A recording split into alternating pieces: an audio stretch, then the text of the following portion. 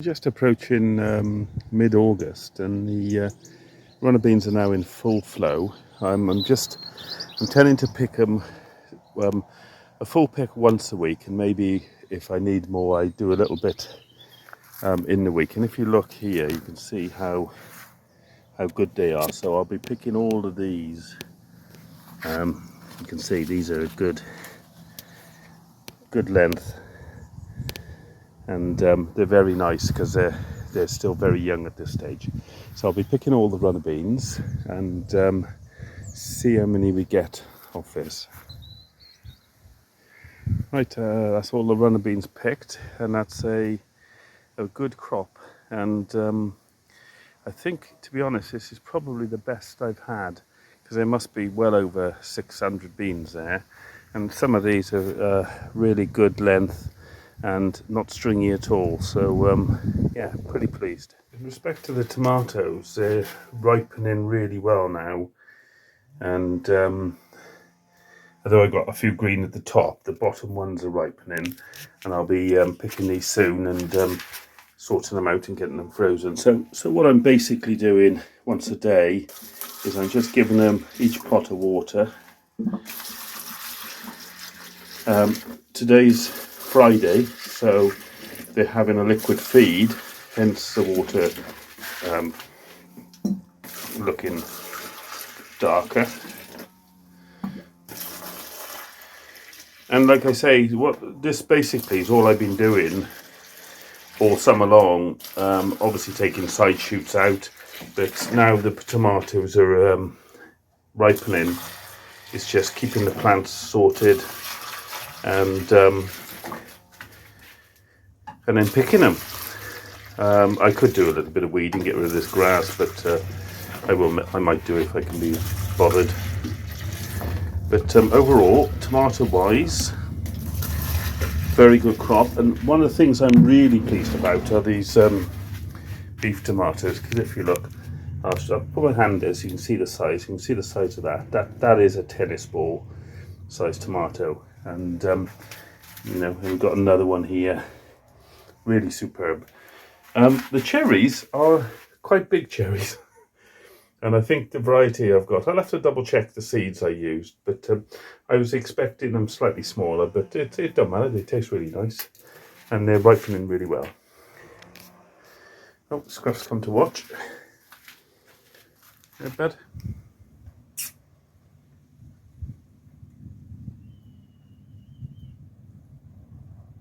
Cucumber greenhouse.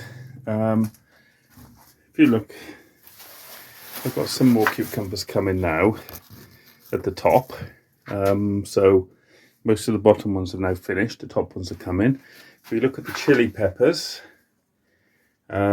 these are the sweet, they're quite good. These are the chilies, and if you look, I can get a number of red ones, and I have picked a number which basically have gone red. So I've got some I picked are green, some are red, and I'm going to freeze those.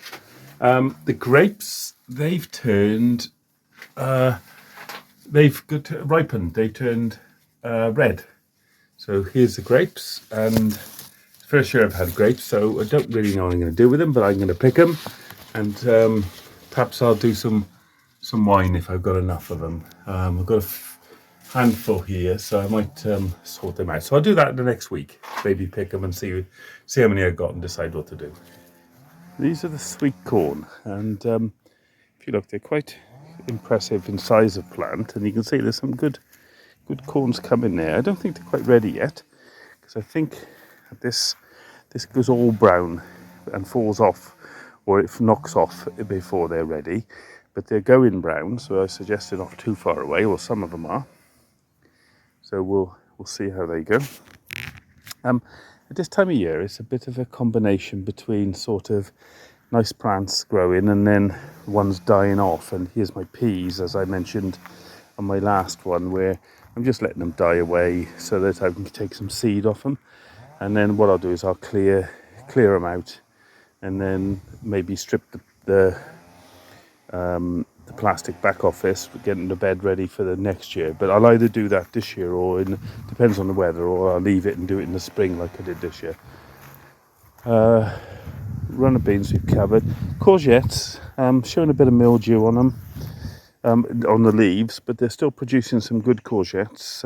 Cropping, you can see that, you know, every few days you get one like that, and if you leave it any longer it becomes almost a marrow. The leeks here, they're doing tidy. They'll be in for the autumn and winter. You can see I've stripped this all right back, this bed now, and this is going to be, I'm going to dig out a compost heap and put it all on there and then rotivate that in.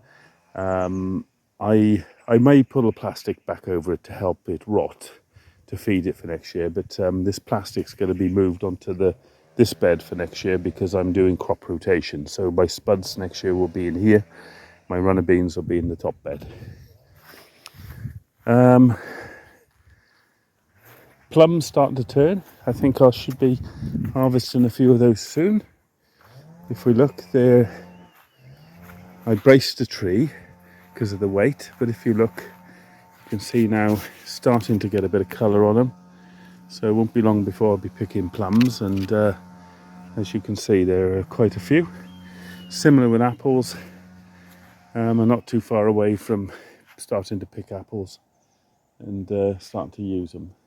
So what I'll do, probably in September, I'll do a video that gives an overall picture of how the season's been and what things have been good and what things have been not so good. Yeah, we'll do a bit of a review. Moving over to my raspberries. So we are just about getting into the season for the autumn fruiting now to produce fruit, and you can see here we've got some raspberries coming. So if I take that one off, it is ripe, but perhaps could do with a bit more, but let's have a taste, see what it's like. Okay, probably best to leave it a bit longer to ripen.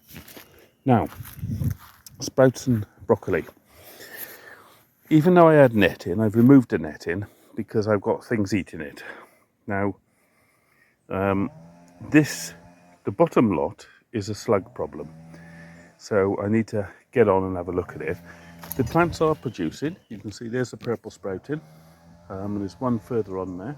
And the sprouts are, of course this is sort of an autumn crop, so the plants are looking good, and it's a matter of just the sprouts now to form. But what I need to do is I need to get in this lot, sort out what's eating it. If it's caterpillars, remove them. If it's slugs, I'll have to remove them as well, and then tidy it up. But I'm not gonna, it's so late in the year, I know butterflies are still about.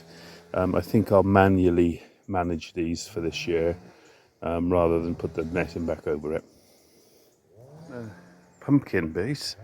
There's my pumpkin, which as you can see is a monster. It's a bit elongated, but it is starting to turn colour since I stripped some of the leaves away. I did have another one, but I don't think it's really, oh no, you can see it there. It's sort of, it's a little dinky one, that is. But there's still a bit of flower on, so something might come later on, but I think I'm mainly looking at one big one. And I don't actually like eating pumpkin because it's very tasteless to me, but so what I tend to do is just carve it up and use it for Halloween. So I'll possibly do both of those if they do turn nice and orange later on. Carrots have been a bit poor this year. I did them in the barrel, and yeah, there's no carrot fly, but there's hardly any carrots, so don't know what happened there. Haven't yet tried to lift any of the parsnips because I think they could do with a frost before you look at them. I am a little bit concerned it's all going to be growth on the top and nothing on the parsnip, but we shall see a bit later on. The onions I picked are still drying nicely. If you look, they're starting. They're probably a couple more weeks to go, and there's no rush to do this because I basically, when I need an onion in the house, I just pick one of these. But what I need to do at some point is to dust them off and string them. I have got some.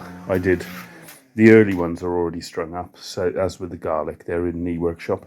But these I'll get done probably by the end of the month, and then those will feed us into the autumn and the winter.